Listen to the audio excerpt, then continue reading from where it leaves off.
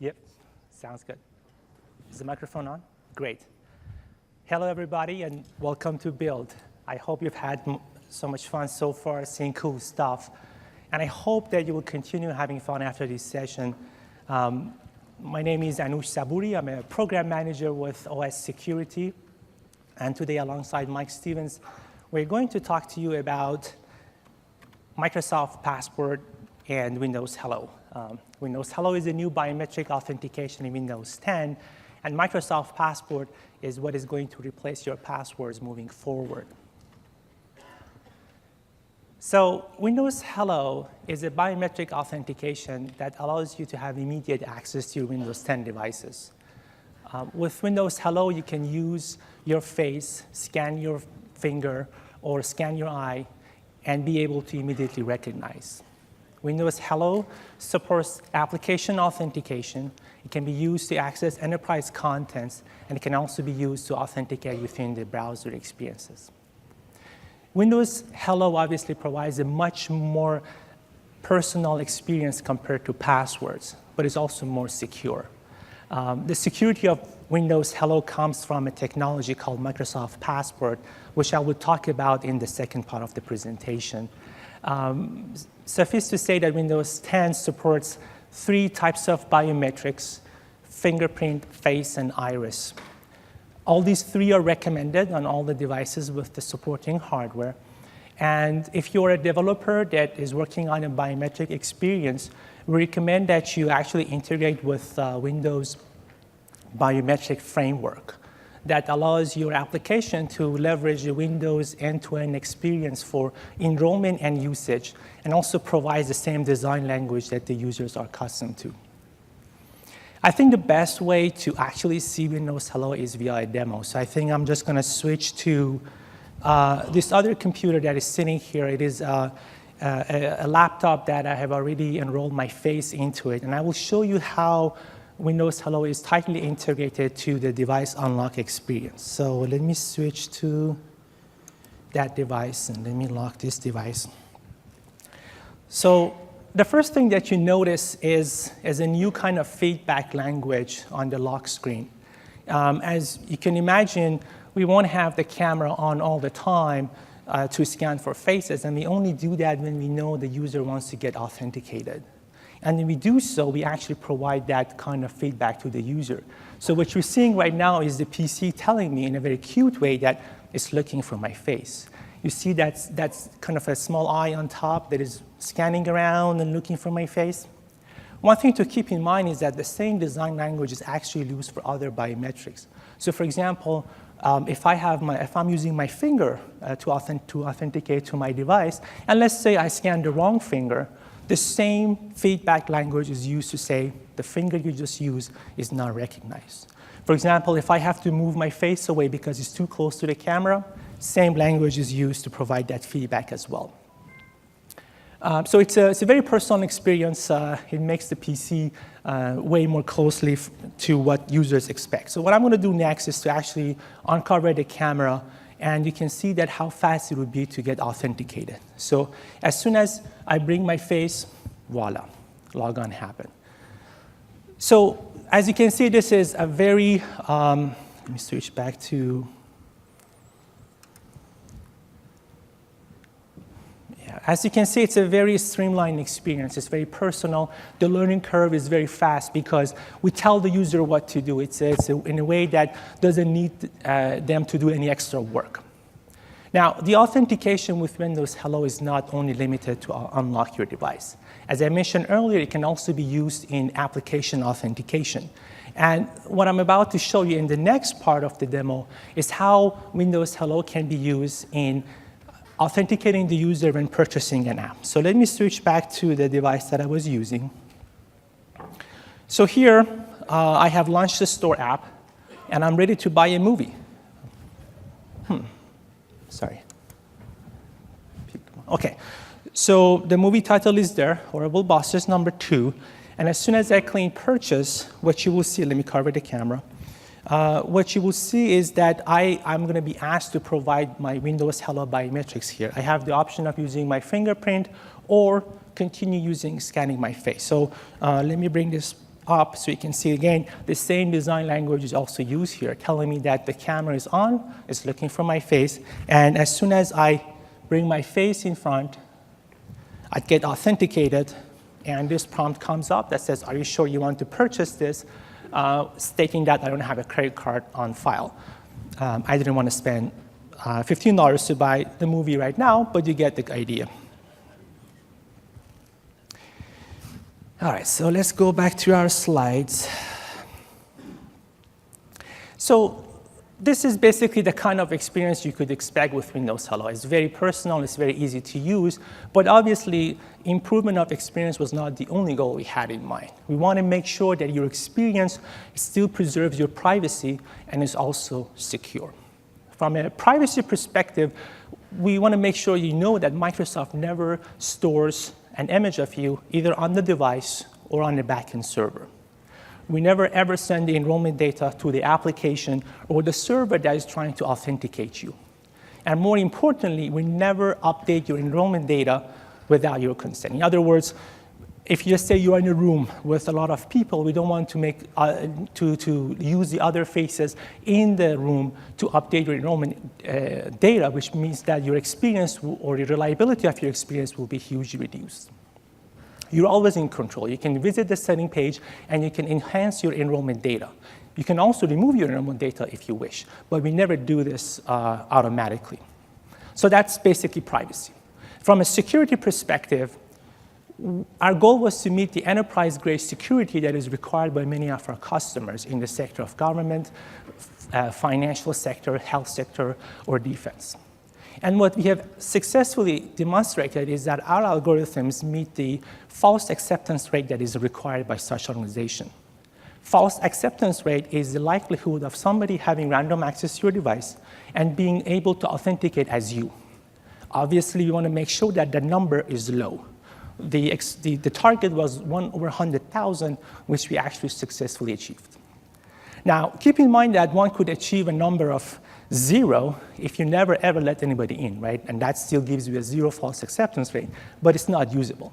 So there is another rate that is tightly coupled with this false acceptance rate called the false rejection rate. Basically, that denotes how reliable and how user-friendly the algorithm is. This is the likelihood of me being the actual legit owner of the device, being able to actually authenticate and unlock my own device. So obviously, you want to make sure that the likelihood of that not happening is very low. And that's what this rate is about. So we have demonstrated that with the 1 over 100,000 false acceptance rate, the false rejection rate is between 2 to 4%. So the likelihood of me being able to finish my authentication experience is actually very high. The other things in terms of security is that we provide liveness measure, making sure that the user is physically present in front of the device. We also provide anti-spoofing mechanism with Windows Hello. In the lower part of this PowerPoint, you'll see that when you hold a picture of you in front of the camera, because we're using IR technology to scan the face, what the camera sees is basically a white picture of you. There's nothing that it can register with. You can also the same experience if you hold your phone or your tablet in front of the camera. As you can see, they don't provide any data for the sensor. So it's a technology that is pleasant to use, it preserves your privacy, and it still meets the security requirement that is set by one of most strictest requirements that is set by our customers. In terms of device support, all of the current and future fingerprint sensors will continue to work with Windows Hello. For face, all current and future Intel RealSense 3D cameras will be supported with Windows Hello. And in general, any device with an IR sensor that meets the published specs that we have will be supported with Windows Hello. For Iris, there will be a set of devices coming in the market within the next 12 months, but more details on the actual sensor requirements and the support will be coming soon. So as I mentioned at the beginning of this discussion, Windows Hello provides a very fluid user experience for authentication, but it's also more secure compared to password.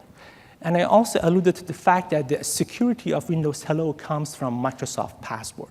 So in the second part of this talk, what I want to do is to actually walk you through of what Microsoft Passport is and how it's going to replace passwords moving forward. So Microsoft Passport is a technology that is based on the two-factor authentication we have been doing in enterprise for a long time. And the goal that is set for it is to provide a way to get rid of passwords in the internet. The problem with the passwords are inherently insecure and hard to use. There are so many passwords that you have to remember, which makes it humanly impossible to remember. And as a result, users start reusing the passwords across different websites. And what that means is that the user is now vulnerable to attacks of, like, if one server gets compromised, then their passwords are actually leaked. The chances of the same password being used on a different website is also high. So even if the other website is super protected, you're basically being compromised. So what Microsoft Passport does is solve both problems in one shot. It solves the user experience by replacing all of your passwords with only one 4-digit PIN that you have to remember that is actually the device PIN as well. So you use the same PIN to unlock your device. Now you can use the same PIN to access your contents and applications. So it's much easier to remember. Moreover, it can also use Windows Hello for user authentication, which means that there is nothing for you to remember. It's really natural. Now, you may ask, how could a 4-digit PIN be more secure than a password? And I'll explain this later, but suffice to say that knowing the PIN is not enough to access your account. The attacker actually has to have access to your device, which makes it more secure. So that solves the user experience problem. The second problem with the password was the server attacks. With Microsoft Passport, because it uses the asymmetric cryptography technology, there's no reason to store any secrets on a server. So even one server gets compromised, there's nothing in there that can be used to attack you on other websites. And this is what we call it a two-factor authentication, because your device contains the private key of the kind of the public key pair that is used for your authentication, plus the PIN that you know. So it's two factors, something you have, your device, and something that you know, your PIN, or something that you are, your biometrics. So it provides a two-factor authentication for the user. Our goal that was set with Microsoft Passport is to provide strong user authentication for everybody. We started with our own products, with our own identities, including Azure AD, On-Prem AD, and Microsoft Account, and we're proud to announce that they all will be supporting Microsoft Passport at the release time. We've also tried really hard to provide really easy access for developers to use this framework, kind of taking our understanding from strong authentication in the enterprise sector and bring it to the consumer. And Mike will walk you through on how easy it is to use this framework.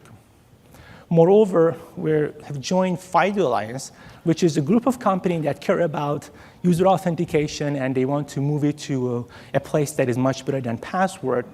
And we want to make sure that the Microsoft Passport will be the reference implementation for FIDO 2.0 specs. What that means is that there will be a variety of devices that the user can pick to store their private key outside their own device. And that provides an option for them to customize the experience that they want to have for their authentication. So that basically gives strong user authentication for everybody. The value prop of Microsoft Passport for developers is also huge. With Microsoft Passport, the costs that are normally associated with the passwords go away. For example, the password compromises. That whole thing is going to go away. Users forget their password, you have to define a flow for them to reset that. That also is not necessary because with Windows Hello, there's nothing to remember. Also, with passwords, servers have to take extra steps to secure storing them on their server. It's a sensitive data. And whenever you have to do stuff like that, that means that you have to spend more money. With Microsoft Passport, you're simply storing public keys. There's nothing secret about it. You can even publish them. There's no problem with that. And that's basically another reduction in terms of the server deployment. From API support, as Mike will walk you through, we have now native API to do strong user auth, which is fully integrated with Windows Hello. And soon, later this year, we'll have support for JavaScript API. Our involvement with FIDO would allow us to come up with a standard set of JavaScript APIs that also works across other browsers, so it's not something that only IE will support. So that's basically the value prop for developers. And for users, well, It's basically the concepts that they're familiar with. The way they see Microsoft Passport is a simple 4-digit PIN, or using their biometrics through Windows Hello. And the way these kind of gestures, if you will, are set up is for PIN, we do this at the time of device setup. So when the user buys a device for the first time and they're setting it up, they'll see a very simple experience to set up a PIN. For Windows Hello, they can do this after the setup by visiting the setting page. I will show you what the experience will look like at the time of device setup to set up a PIN here. So in this case, the user just simply bought a new, let's say, tablet or a new PC, and they see this page that allows them to use Microsoft account to authenticate. So they provide the username, password for their Microsoft account, and they'll see a new page that says, hey, passwords are so yesterday. We've moved to a new technology. It's called Microsoft Passport. And the way we tell this to the user is set up a simple 4-digit PIN, and trust us, it's more secure than password. There's a link in there that explains why a 4-digit PIN could be more secure than a password, which I will get into later. If the user agrees to this, they'll see a simple set up a PIN. They type in a 4-digit PIN. If they wish to take a longer PIN, they can also do that. And at this point, Microsoft Passport is set up. Throughout the demos that I showed you, whether it was unlocking my device or purchasing an app with Windows Hello, what was actually happening on the back end was that Microsoft account was using Microsoft Passport for authentication. So in none of those flows, my Microsoft account password was being sent over the wire. Everything was based on asymmetric key operations. So let me go back to the same device that I showcased the store purchase and show you what it means to have PIN set up. Okay, so let's try to buy this app again. So previously you saw the Windows Hello gestures, fingerprint, or face. As you can see, there is an option for PIN, right? And this tells you that in all of these gestures are equivalent when it comes to authenticating the user. And the user can decide which one to use depending on the scenario they're in. Go ahead and cancel this. All right, coming back to here. So I talked about this at the beginning of this part of the presentation as why a 4-digit PIN is more secure than a password. So by now, I think you have a better idea of how this works. So there is an asymmetric key that is generated on a device that is protected by the PIN. So for an attacker to actually attack you, they have to know the PIN that you use and also have access to the device where your private key resides. So that means that the attacker has to have access to 2 factors rather than only your password, and that's why it is more secure. Some extra crypto knowledge here wouldn't hurt. Microsoft Passport supports talking to a security module on device called TPM, or Trusted Platform Module. TPM is an interesting device because it provides some really nice properties for Microsoft Passport. First of all, it supports what is called an anti-hammering. It protects against brute forcing your device to figure out your PIN. So if somebody has access to your device and want to guess your PIN, it will slow them down tremendously. The keys that are protected by the TPM are impossible to be stolen from that device and replayed on a different device. So that means that if you have a malware running on your system, they cannot simply harvest your credential and replay it on a different device. The other thing to keep in mind is that the PIN is never stored on the device or the server. So if somebody has physical access to your hard drive, there's no direct way for them to figure out your PIN. All right, last slide on the crypto. This is actually the way I normally visualize Microsoft Passport. The way I think about this is as a folder containing a whole bunch of keys for different accounts that you may have. And this folder is locked. And for you to unlock it, or for any app to unlock it, a user gesture has to be provided. This user gesture could be a PIN, could be a swipe of their finger, could be a scan of their iris, or could be their face. It doesn't matter. You're equivalent. If you remember from the store purchase, they're all presented to the user at the time of authentication. Once the user provides the right PIN or scan the right iris, the folder is now unlocked. So the app has now access to its key. what we make sure is that there's a separation between these keys, right? So if two applications, foo and bar, create key in that folder, we make sure that none of them can access the other key. We also make sure that these two applications cannot collude together and try to figure out or map the users together. So if you have foo at foo.com and bar.com, there's no way for these two servers to figure out they're tied to the same user. So that's a kind of an overall summary of what Microsoft Passport is and how it looks. Let's summarize what we have seen so far. So we started with introducing the experience with Windows Hello and how the user will use it to unlock their device and perform application authentication like store purchase. Then I'll walk you through about how it is more secure than password. We talked about Microsoft Passport and how the keys are stored in it and all the crypto that is sitting in between. In the third part of the talk, and this is where I would invite Mike to come to stage, is we're going to tell you how you as developer can leverage this framework.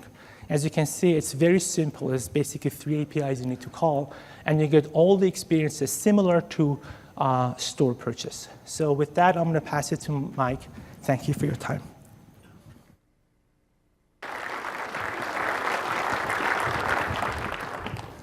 Thanks, Anush. How's everybody doing? Cool stuff here at Build. So as Anush said, we've introduced to you this new thing called Windows Hello, which is our biometric framework. And we combined it with Microsoft Passport to give you a very personal, but yet a very strong user authentication that we hope you'll choose to use over passwords.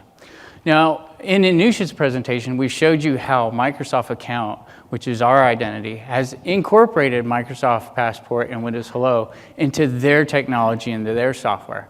So this last section of this presentation is we want to show you, the developers, how you can take this technology and easily incorporate it into the apps that you're going to be building for Windows 10.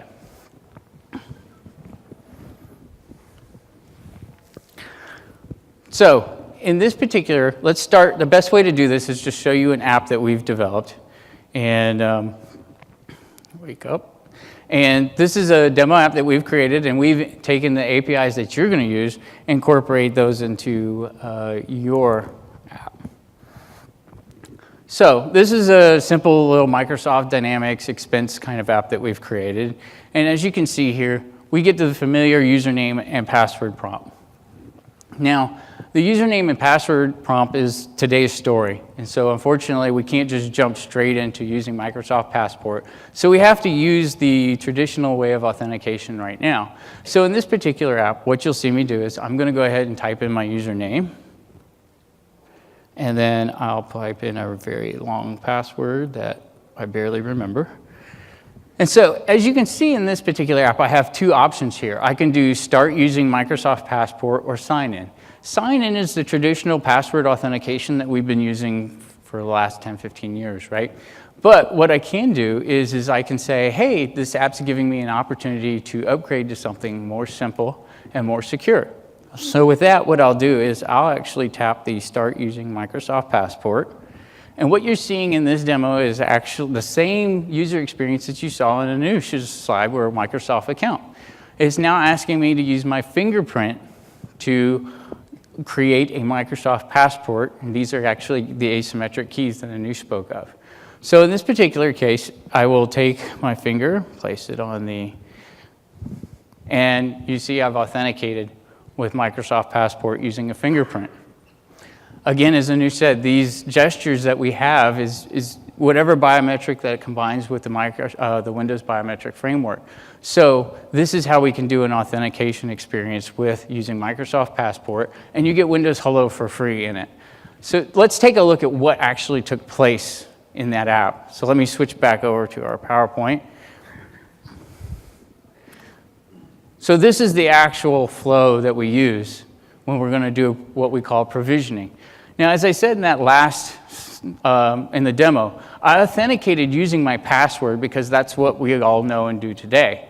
So ideally, the guidance here is after you've done your traditional password authentication and you upsell that user to, hey, there's a more simple, more secure way of signing into the app, we encourage you to use what we call a two-step verification process. And there's really, Microsoft Passport doesn't confine you or insist that you do that. This is just a guidance that we suggest to where you either send a text message to the phone, it gives them a code to type in, or you send a security question to the screen to make sure that the user who's enrolling in this new experience is actually the user who's actually owns this particular account or identity. Now, the great thing about this is that once they've done this, then they go to create the Microsoft Passport. And here's the great thing. As Anu said, Microsoft Passport is bound by asymmetric cryptography. What we have here is we have the workhorse of the API that you're going to use in the Universal Windows platform. It's the Key Credential Manager static class that we're providing with Windows 10. And in this static class, we created a method called request create async. This is the API that you use in your apps to create a Microsoft Passport key set for your application. The simple thing about it is we pass an account ID, which can be any kind of string that's familiar or works with your application. You can then take this account ID or the string, and you can persist that in your application's data because it's not really a secret. Only your app can open it because of the key isolation that Anu spoke about. But what it really does is it makes a simple way for you to retrieve the key later without having to worry about storing secrets on the disk or persisting any kind of secrets.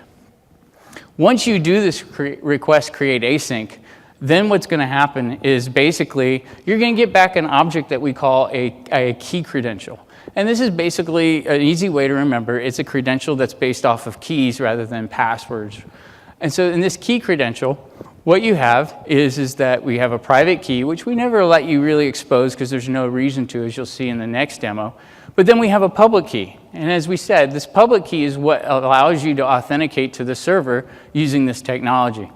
So in that public key, we're going to go ahead and export that public key from your key credential. And we do that really simple by retrieve public key. It's a very simple method, returns back a blob of data that you'll send up to the server.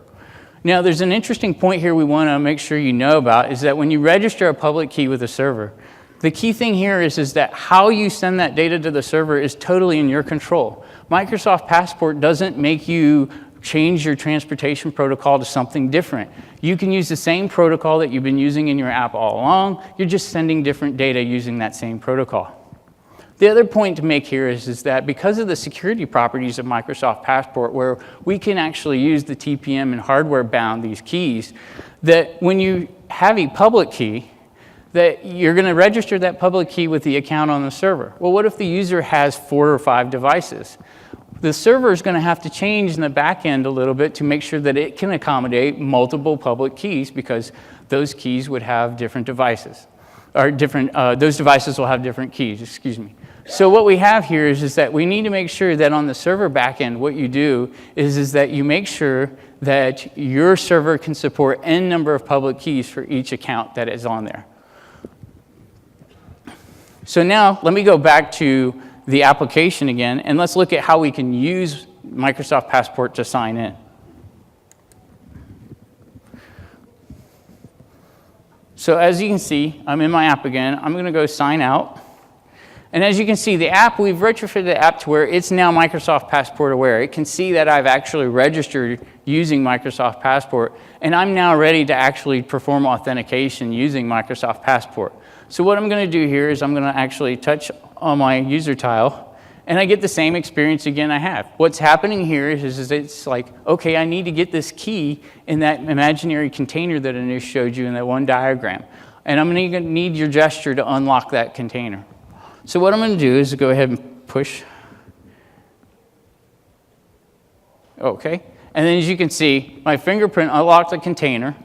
I then actually authenticated using Microsoft Passport. No way did I send a password hash or anything like that, or even provide a password. Let's take a look at how we accomplished that. So in usage, I told you before we had a really simple API set where we have, again, a key credential manager, which is the static class that you're going to use to implement this technology in your apps. In there, we have a very simple method called open async. The account ID that you passed in the create is the account ID you use to retrieve your key credential that you've previously created. So in your app, you'll actually go and say, hey, let's open up the key.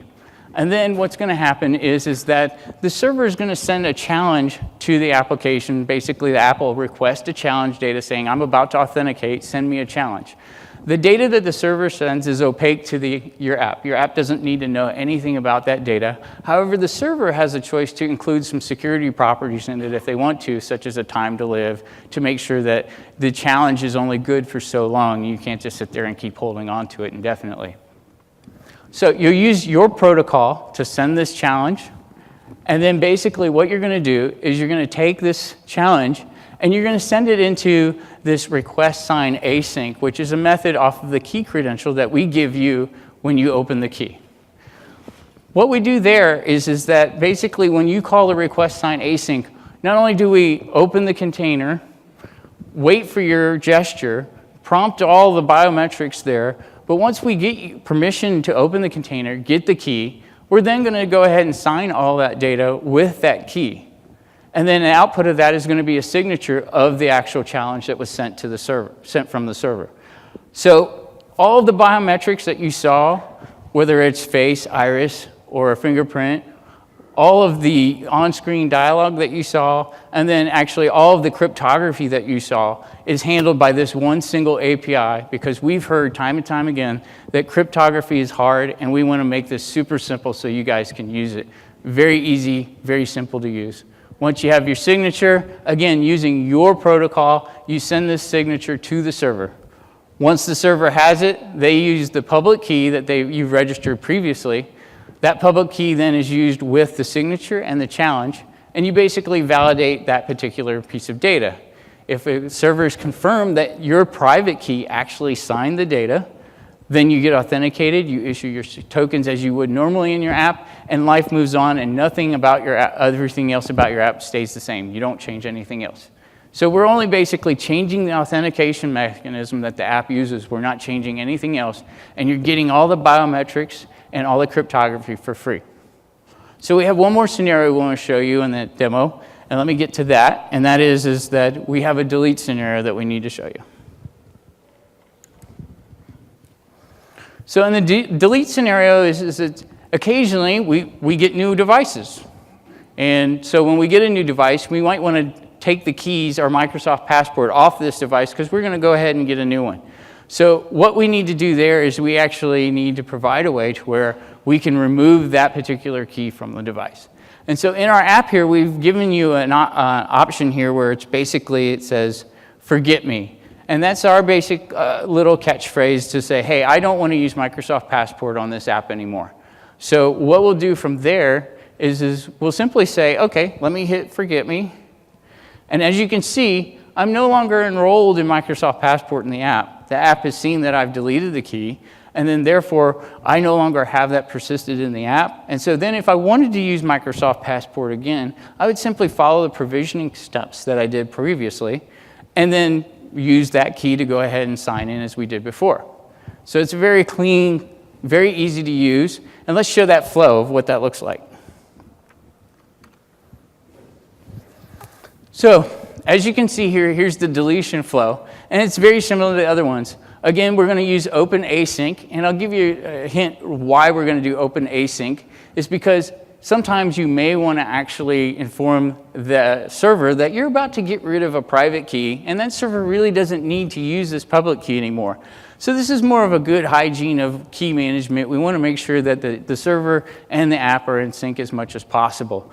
So what we do here is we basically say, let's open the key. You'll use the retrieve public key like we did in the provisioning step. And then what you'll do is you'll hold on to that public key, and then you'll call this simple API called delete async, passing in the same friendly or the account name or account ID string that you did when you did create and open. And then basically that will delete the key.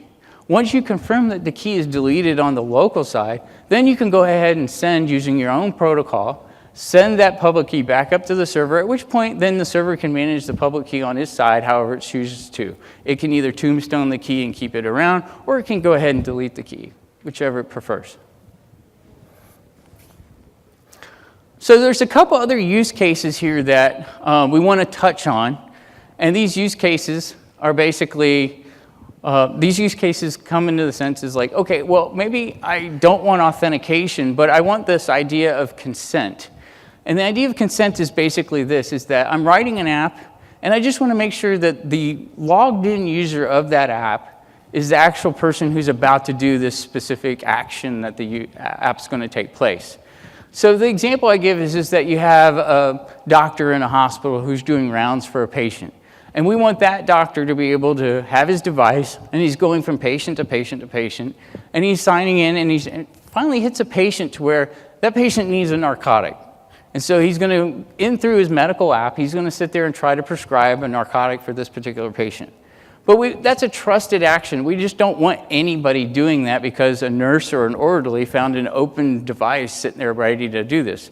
So what you can do is you can ask for consent before actually committing that transaction to order that particular prescription. What this will do is, what we've provided is we have a user consent verifier class that we introduced in Windows previously, before Windows 10. And in that class, we've actually inserted Windows Hello into that class to where you can get all the biometric framework and support and experience that you've seen here today, but you're not really authenticating to a back-end server of any form of time. You're simply saying, I want to ensure that the logged in user to Windows is the actual same user who's about to perform this action. And in that case, you'll get the same prompt experience, except we're going to basically make sure that the fingerprint or the PIN that they use is the same one that they've enrolled with in Windows. If you are interested in federated, and what I mean is federated is that you have an application to where you use a Microsoft account or Azure Active Directory as your identity to your app, or you're a third-party identity provider where you are going to write applications to where you want others to use your identity, then what we would strongly suggest is that there's a session, tomorrow, session 709, single sign-on with secure authentication. And what that'll do is I'll tell you how you can get this single sign-on experience using the APIs that you've seen today, but in the context of a more federated environment where you're going to allow other people to use these identities and actually or you're going to write an app to where you're going to use someone else's identity. So what we've done here today is we've gone over Microsoft Passport. We've showed you that it's non-phishable because we're getting away from the passwords. It's theft resistant because we have public keys and not password secrets stored on the server. We're using strong user authentication. Not only are we using public key cryptography, but we're also using two-factor auth where it's, I have to have my device and I have to know your gesture, whether that be PIN, biometrics of any kind whatsoever. We've also talked about how we've built in support for Windows Hello straight inside Microsoft Passport. And with that built-in support, you write your app one way, and then you get all the flavors of biometric support. So whether you have password, or whether you have PIN, whether you have biometrics such as face, iris, or fingerprint, you don't have to rewrite your app, no code change. You get that all by the 3 APIs that we've showed you today. We've also done a lot of diligence in making sure that these APIs are simple. We really understand that we want to make these simple to use, and we understand that not everybody's a cryptographer and not everybody's a biometric engineer. So these APIs, you have no knowledge of crypto, no knowledge of biometrics, you're good to go. The APIs will just work and they're easily callable. And it certainly is we understand changing a protocol is expensive, change is expensive regardless. So we wanted to minimize the amount of change that you needed to do to quickly start using Microsoft Passport. So with that change, what we've decided to do is we say, okay, no protocol changes whatsoever. You use your own transport protocol, just send the data to the server however you need to. And we've tried to minimize the number of server changes that need to occur on the back end. We have a couple resources that we want to share with you to allow you to get started in using these features. Microsoft Passport APIs, these are in our Windows Security Credential namespace. You'll see Key Credential Manager, and pretty much any of the classes that are prefixed with key are these associated particular ones. And these will actually be available now in the build. We have a couple related sessions that should have some sort of data that talks about actually Microsoft Passport and how to manage those. One of them is immediately after this one, which is the managing mobile devices and application enterprise. They may have some actual information there on how, if you're an enterprise and you're seeking this, how you might be able to manage this particular information for your enterprise. And then obviously, if you're federation, you're writing a federated app, or you're you're an identity provider and you want to federate, then you want to check out session 709, single sign-on with secure authentication.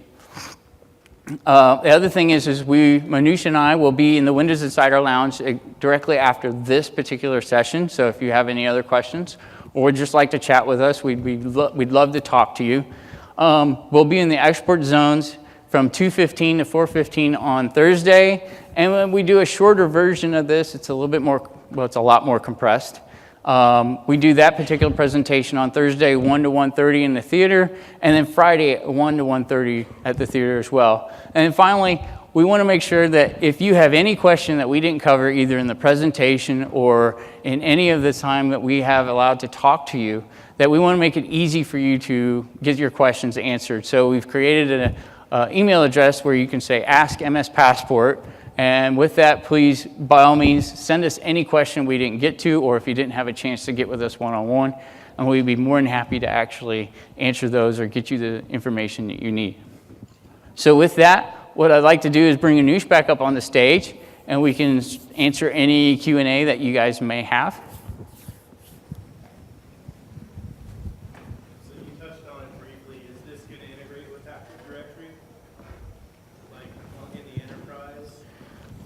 Can you hear me? Yes. That's correct. The answer is yes. Yes.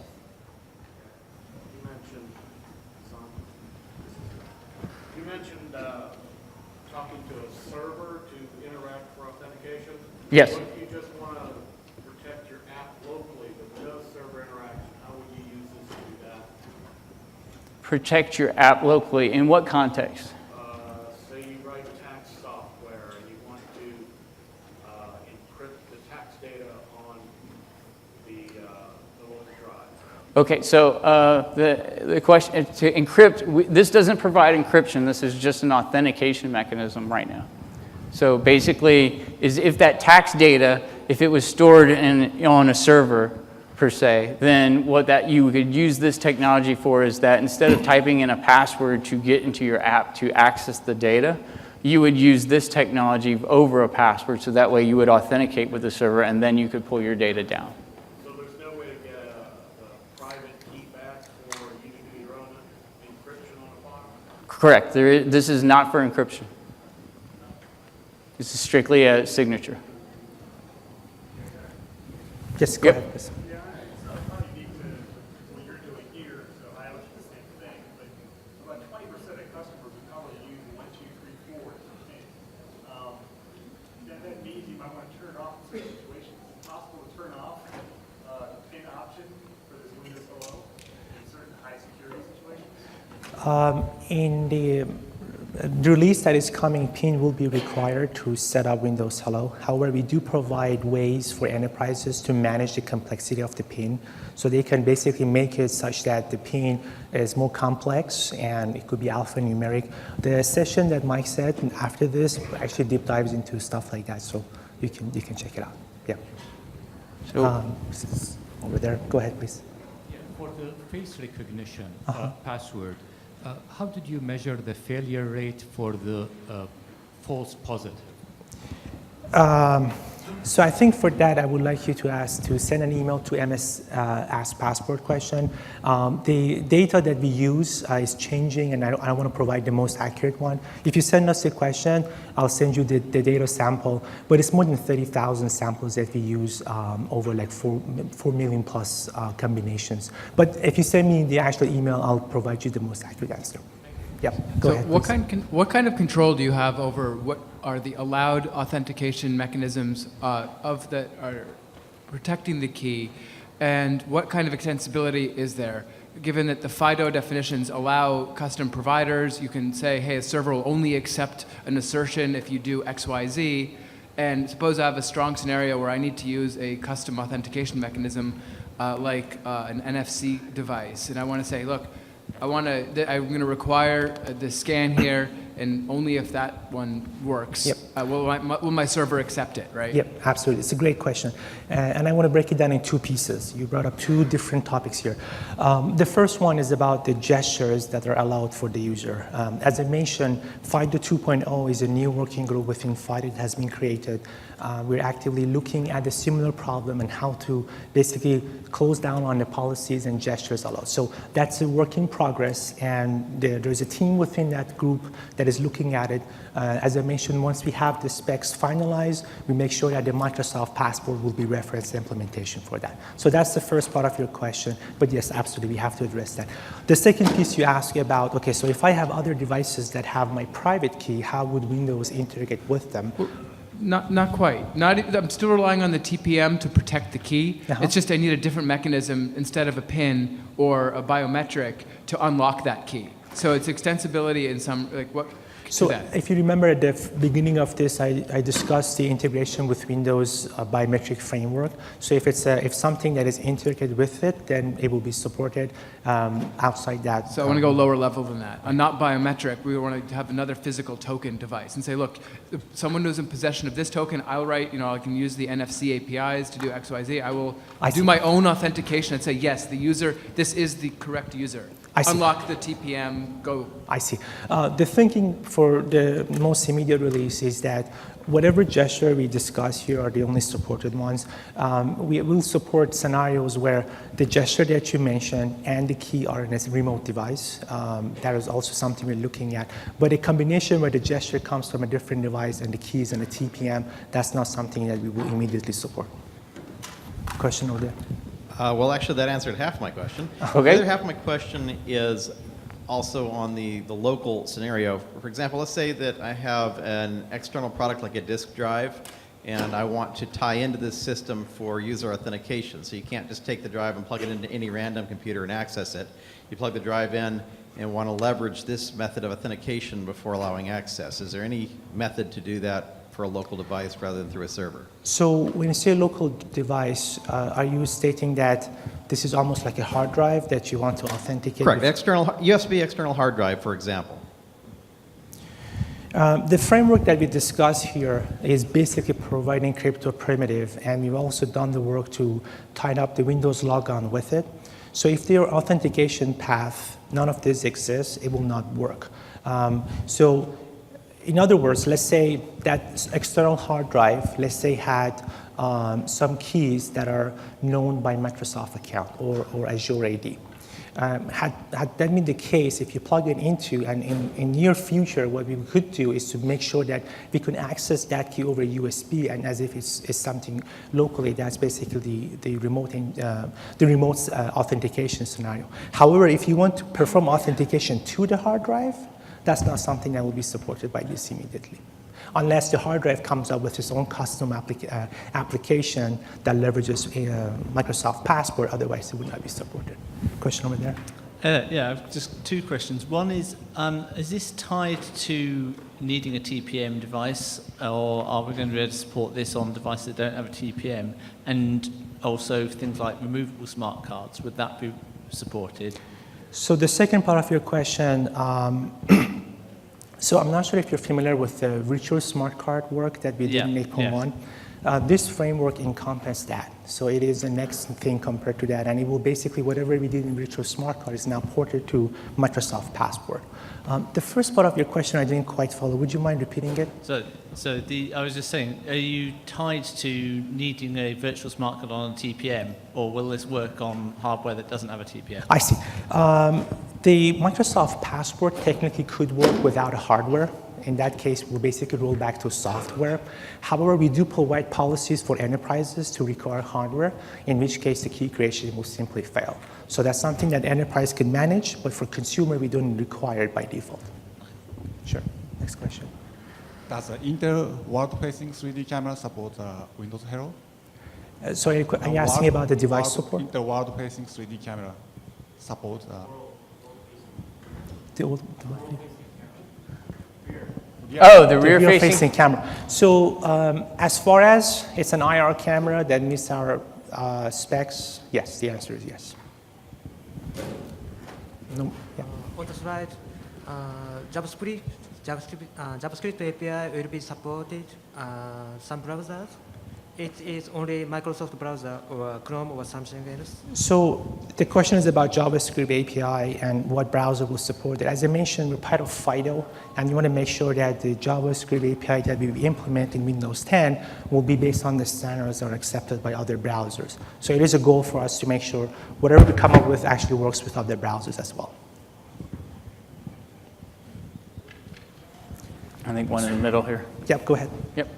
Let's say my device is stolen as a user. I can go online and validate and try to know on that device. So the question is, if the user loses his device, what's the story? With the passwords, you can simply change your password, but what about Microsoft Passport? The answer to that is it is something that the server can provide. Imagine there is a portal for you to go and report that a device has been lost.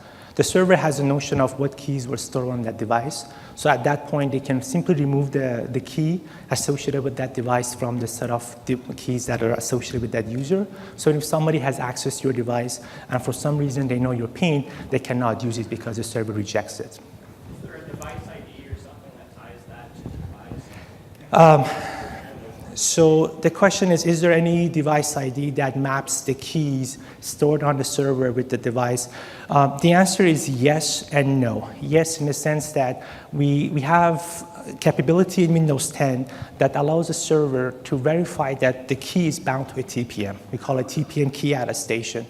No, in the sense that, and I think I alluded this in one of the slides, we want to make sure that the servers cannot track users' kind of experience and activities. And so what we do is actually we create different type of attestation for different identity providers. So two identity providers cannot tie you to the same device. And so it is yes in the sense that we support attestation, it's no that we can't tie it together. But if you use 3 different devices to access the same site, if you lost one, you might have to delete them all to make sure that Oh, I see what you meant. Yes, the browser has enough notion to identify your device to you in a friendly way.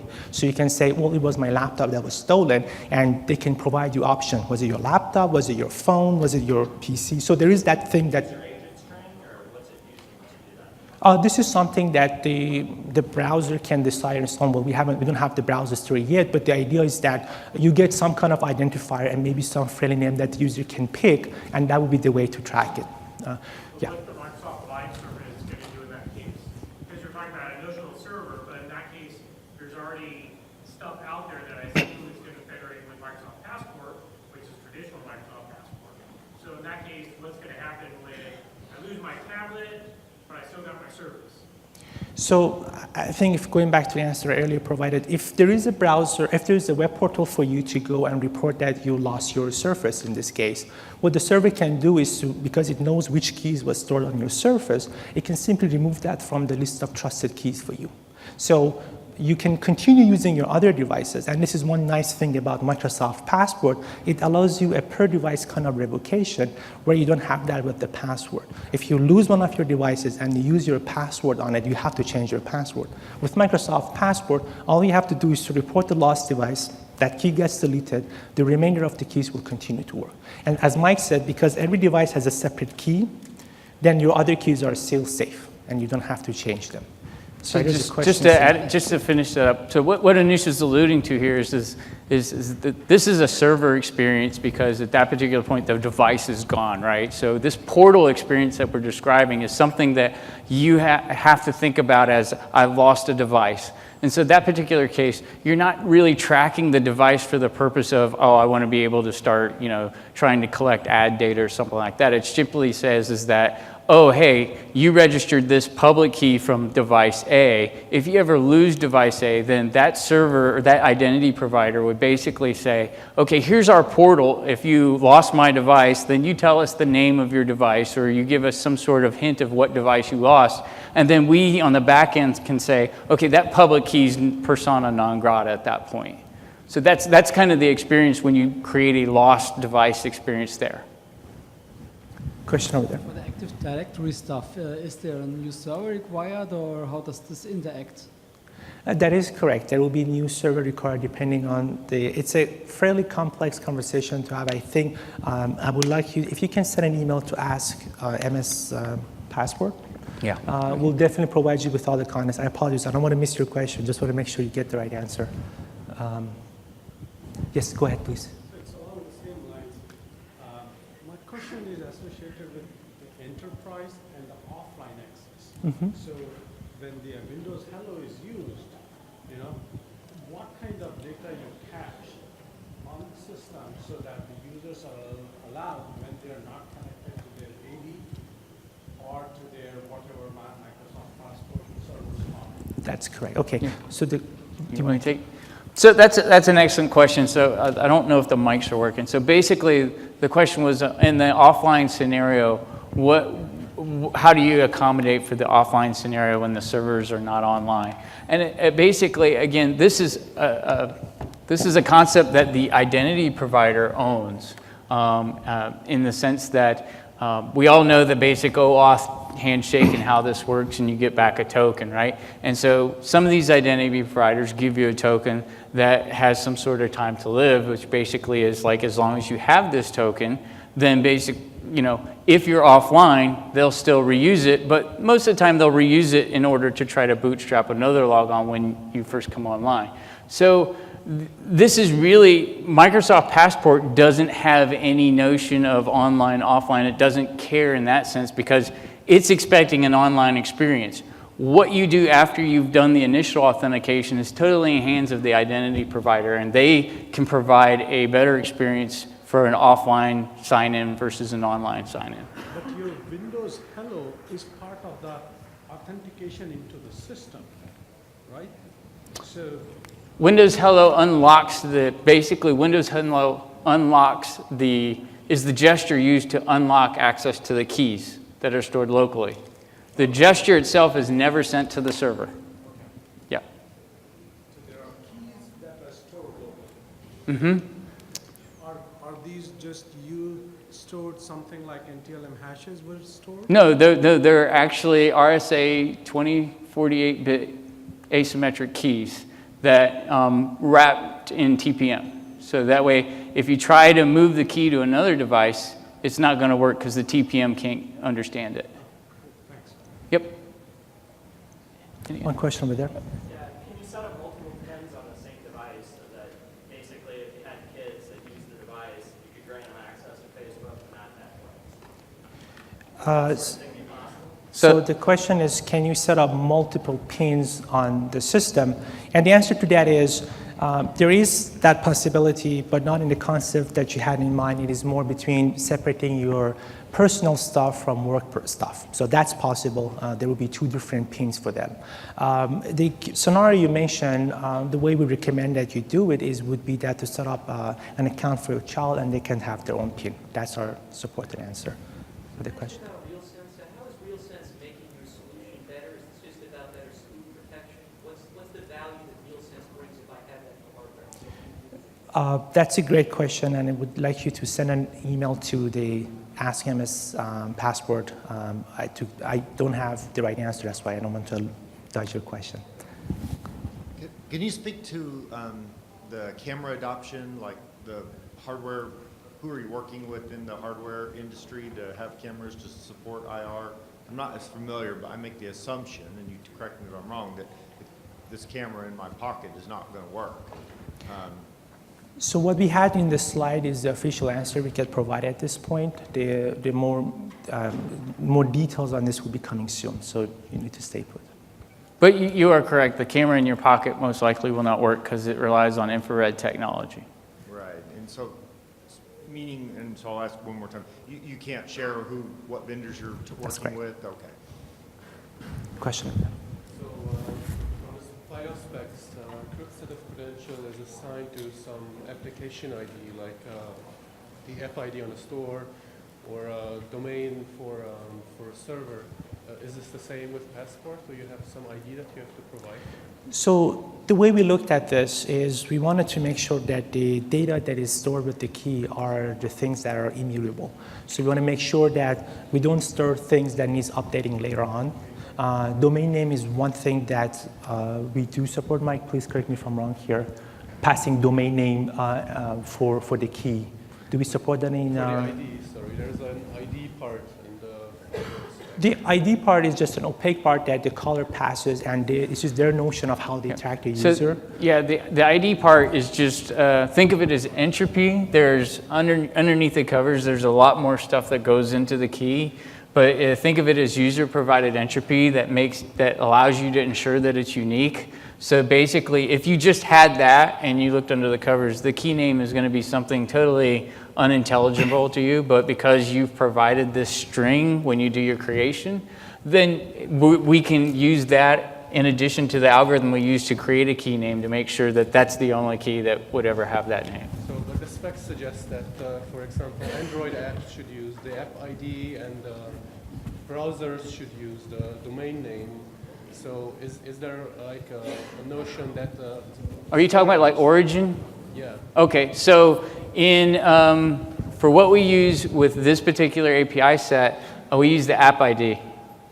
So that's... I think I know the answer. Let me take this. So I believe where you're getting at things like facet ID, ability to map an app to a domain name. Exactly. And this is, again, something that the FIDO 2.0 is looking at as we speak. And we'll wait until that decision concludes to come up with an answer. So for now, the only isolation we provide is, because we only support apps creating keys in the Microsoft Passport, is basically isolation between the apps. We still haven't enabled the browser scenarios to create keys. And once we get to that point, hopefully FIDO 2.0 will be settled down. And so there will be a way to kind of address what you just brought up. It is absolutely something we need to feel. Yeah, sure. This question over there. For the a pin makes it very easy to set up Windows. Yep. Part of movie. What's required for that step to show up? Does it have to have the presence of a TPM? Does it have to have a WPF hardware? No, the good thing about that is because that's a consumer side and we don't have any policy that says only use hardware, it actually works no matter what. If there is a TPM, it will leverage it. If there's no TPM, we'll simply roll back to software. So that UI is always shown to the user. That would be the answer. I believe you have to be online, though. Of course. Yeah. Yes. So how does an app know that the passport is based off of software or hardware root of trust? You, And that's a critical thing. I mean, I wouldn't want my trusting software base if I have some secure app. Sure. So we didn't highlight it in here, but if you go look at the actual API namespace, we have a way to get attestation data. And that attestation data you can use to, you can use that attestation data to see if you actually provision the key in TPM versus it's not. And then using TPM, what about like discrete TPMs have multiple forms and a lot of consumer grade, Sure. business grade machines. Yes. And I mean, because I mean, it's make a pretty wild experience in register to take 30 seconds or 40 seconds to generate 24 TPMs. So actually, we did a lot of research on that, and one of the things that we have implemented in Windows 10 is what is called the pre-generation pool. So what we do is we actually start creating keys ahead of time, and we have a pool of keys ready for the apps to be using it. And every time an app's claim one, we try to create another one and have it ready.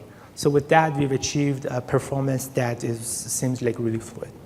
Yep, one question over there. Is there any component for server authentication to make sure you're hitting the right endpoint? So the question is server authentication. And one thing that Mike brought up is Microsoft Passport and APIs are basically crypto primitive.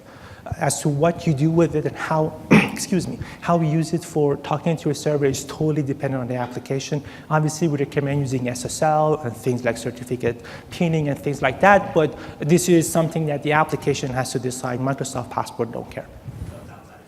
That's correct. Yeah, it's the freedom to you to choose how you want to ensure that you're hitting the right endpoint. Any others? Okay. Thank you guys for Thanks, your time. guys. Appreciate it.